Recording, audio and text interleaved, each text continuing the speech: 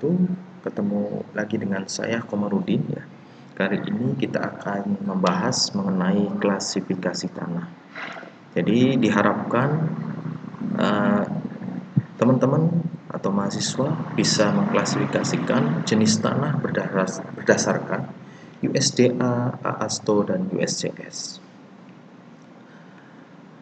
Sistem klasifikasi tanah itu adalah suatu sistem pengaturan beberapa jenis tanah yang berbeda-beda tetapi mempunyai sifat yang serupa ke dalam kelompok-kelompok dan subkelompok berdasarkan pemakaiannya.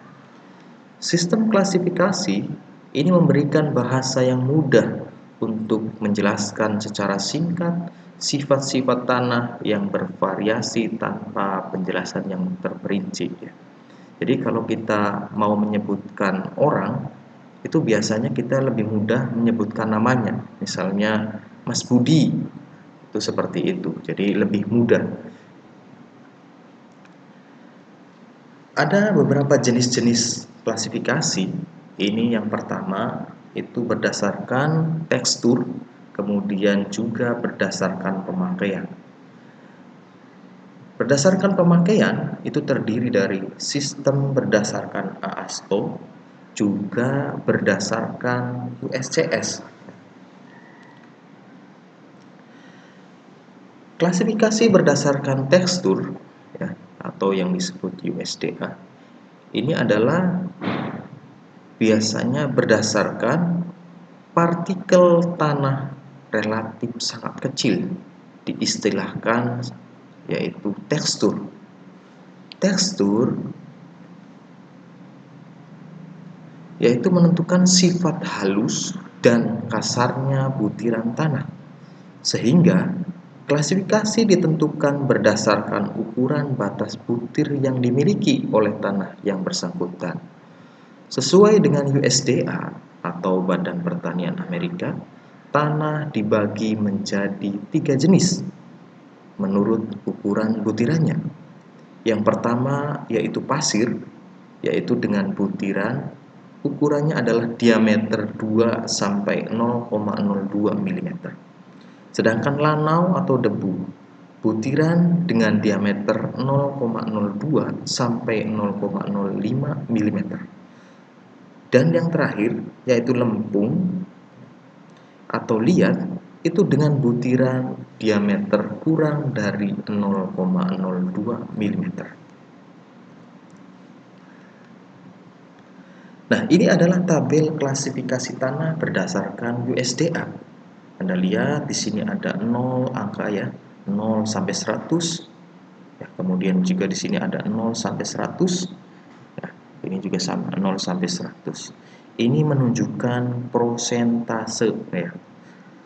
Dan Anda lihat di bawah itu ada persentase pasir, lanau, dan lempung. Itu ada keterangannya.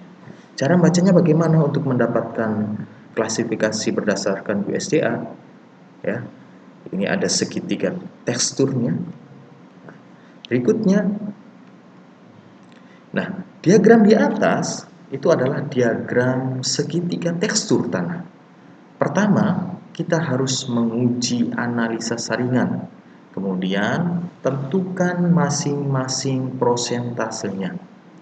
Misalnya, dari uji analisa saringan ini, diperoleh fraksi lempung atau liat itu adalah 40%, kemudian disusul lanau adalah 10%, dan pasirnya adalah 50%. Maka kelas teksturnya yaitu, nah ini Anda lihat ya, kelas teksturnya ini 40. Anda lihat 40 ya. 40. Anda lihat di sini ada persentase lempung. Nah, ini 40 Anda tarik. Ini sesuai dengan garisnya. Jadi ini kalau di lempung itu garisnya adalah horizontal seperti ini. Jadi Anda kalau 40 tarik 40 secara horizontal. Kemudian Anda lihat lagi di sini adalah debu, itu 10%. Maka ini lanau 10% ya. Lanau 0, 10, ini turun ke bawah. Nah, ini seperti ini. Kemudian yang pasirnya itu kalau Anda lihat lagi di sini adalah 50%. Nah, ini adalah 50%, ini pasir, 50% Anda tarik. Nah, di sini ada titik pertemuan. Pertemuan ini disebut adalah nama dari jenis tanahnya. Sehingga jenis tanahnya itu adalah lempung berpasir. Nah, ini seperti ini. Nah, itu dari segitiga tekstur ya. Nah, ini nanti rekan-rekan mahasiswa bisa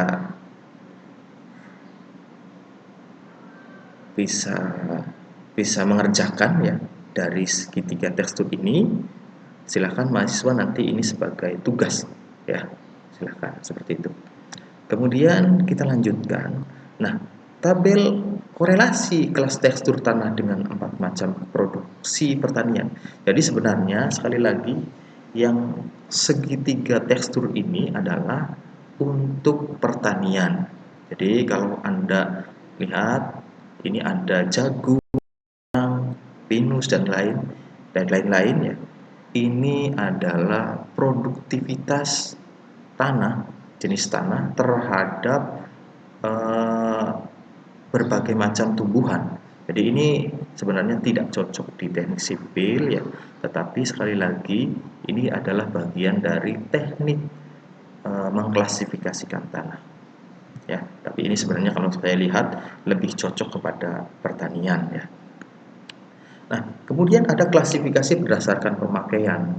Jadi di sini kalau AASTO itu ya ada 7 golongan utama yaitu A1 sampai A7, A1 sampai A7. Ini di dalam A1 sampai A7 juga ada keterangan lagi. A1 itu ada subnya, A1A ya, A1B dan seterusnya. Semakin ke kanan ini menunjukkan semakin jeleknya tanah ya.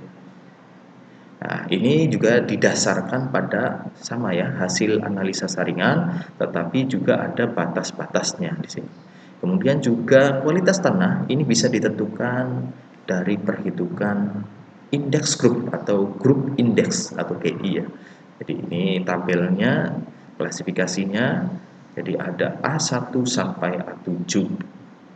Nah, indeks grup atau grup indeks ini GI ya, itu adalah persamaannya seperti ini. Nah, persentase butir yang lolos saringan nomor 200, F itu adalah yang ini. F itu adalah persentase. Nah, jadi berdasarkan kelas subgrade ya, berdasarkan indeks ini bisa ditentukan. Jadi subgrade-nya itu kalau nilai indeks grupnya 0 sampai 1 itu adalah baik. Sementara tanah jenis A1A itu biasanya grup indeksnya adalah 0. Ya, ini sangat baik. Jadi nanti kalau Anda hitung GI-nya itu adalah 0, maka atau sudah tahu ini jenisnya A1A, maka Anda bisa katakan bahwa kelas subgrade-nya itu adalah sangat baik. Sementara nilai-nilai indeks grupnya ini ada 2 sampai 4 itu adalah sedang, 5 sampai 9 adalah buruk, sangat buruk, dan ini adalah nilainya 10 sampai 20. Ini kelas subgrade ya. Sekali lagi ini untuk kelas subgrade. Nah, sedangkan USCS itu adalah klasifikasi ditentukan oleh parameter-parameter jenis ukuran butir, yaitu kerikil ya. Ini adalah lewat ayakan nomor 3, tertahan ayakan nomor 4. Berikutnya adalah pasir, lanau, ini sebenarnya hampir sama. Kemudian ada koefisien keseragaman. Nah, dan yang terakhir adalah batas-batas Attenberg ya. Nah, simbolnya kalau tadi A1 ya, A1A, A1 sampai A7, sementara ini simbolnya beda, yaitu G nih misalnya. G itu untuk gravel, S itu untuk sand ya. Kemudian di sini ada subkelompoknya lagi. Ada W itu well grade, ya, P poor grade. Jadi biasanya dalam simbol ini antara kelompok dan subkelompok itu menjadi satu. Misalnya GW ya, berarti gravel yang bergradasi baik. Seperti itu biasanya ya. Nah, ini adalah tugas ya. Jadi nanti Anda tugasnya tadi mengklasifikasikan jenis tanah setelah nanti saya akan sampaikan berdasarkan analisa saringannya. Jadi Anda tugasnya itu adalah mengklasifikasikan tanah hasil analisa saringan Atterberg dari laboratorium dan diklasifikasikan. Seperti itu saja rekan-rekan mahasiswa ya. Nanti barangkali ada yang kurang jelas bisa ditanyakan, silahkan komen maupun kontak langsung ya. Baik, itu saja saya akhiri. Wassalamualaikum warahmatullahi wabarakatuh.